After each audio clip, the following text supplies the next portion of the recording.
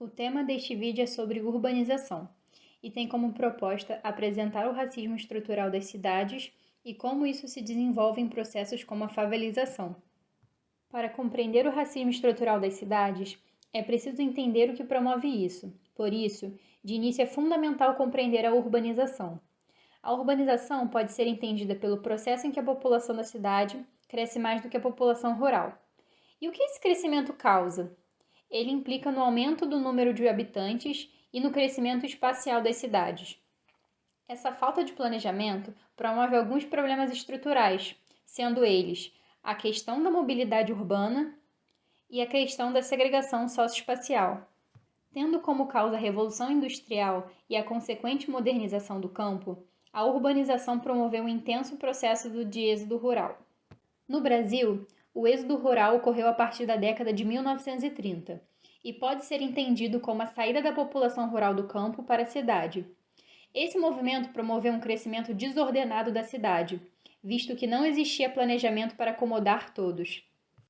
Ao falar sobre a segregação dos espaços, é possível introduzir a discussão de raça enquanto estratificação do espaço, tendo em vista que sempre foi negado o direito à cidade para os negros. Dito isso, no final do século XIX, é possível observar um processo de concentração de pobreza e exclusão nas cidades para com os negros ex-escravos, o que promoveu o desenvolvimento de cortiços e, posteriormente, de favelas. Essa segregação pode ser observada na Reforma Pereira Passos, também conhecida como Bota Abaixo. Essa reforma começou a partir de 1902 e teve como inspiração as cidades da Europa, visto que as cidades europeias eram conhecidas como modelos de civilização e progresso. Pereira Passos importou esse modelo para o Brasil, modificando a cidade, como pode ser visto nas fotos a seguir, cuja planta da cidade do Rio de Janeiro é exibida antes e depois da reforma. A arquitetura da cidade do Rio de Janeiro foi o que mais se modificou ao longo da reforma de Pereira Passos. Um exemplo disso é o antes e o depois de duas avenidas famosas do centro da cidade, sendo elas a Avenida Rio Branco e a Rua da Carioca. A reforma contribuiu para que os negros fossem expulsos da cidade, o que promoveu a ocupação da população nos morros, criando assim o que entendemos como favela hoje em dia.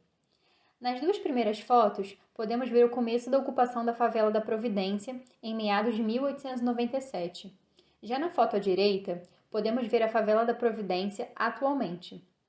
Dito isso, é importante lembrar que essa ocupação foi promovida através de lógicas racistas e da segregação do espaço vivido por negros desde o século XIX. A favelização pode ser entendida como um processo de ocupação irregular nos morros da cidade. A partir dessa ocupação, o espaço é marginalizado através de lógicas racistas que atingem, cotidianamente, pessoas negras e pobres. A favelização se originou a partir de problemas como o inchaço urbano, a desigualdade socioeconômica, a falta de planejamento urbano e políticas públicas como saúde,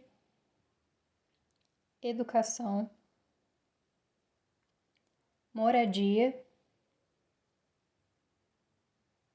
e segurança. Uma outra problemática da favelização são os problemas socioambientais, sendo eles promovidos a partir da relação do homem com a natureza.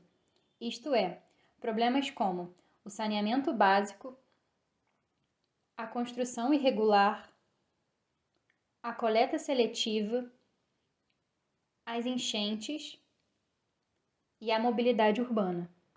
Isso acontece porque existe um estereótipo que marginaliza essa população, fazendo com que se crie um preconceito tanto com os corpos negros, como também com a sua casa.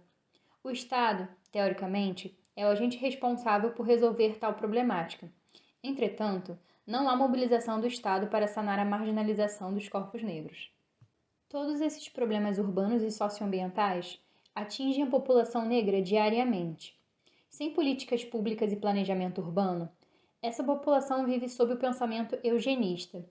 Por isso, grande parte da população negra não tem direito à cidade, ficando restrita a aglomerações habitacionais populares que não dispõem de infraestrutura. A cidadania da população negra não é vivida, tendo em vista que a história deles é pautada em resistência e luta por direitos básicos, tal como a moradia.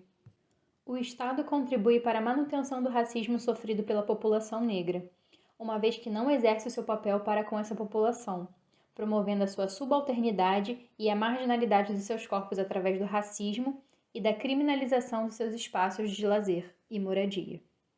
Por isso, outras instituições ficam a cargo de ajudar essa população na cidade, quer seja igrejas, movimentos sociais, ONGs, entre outros.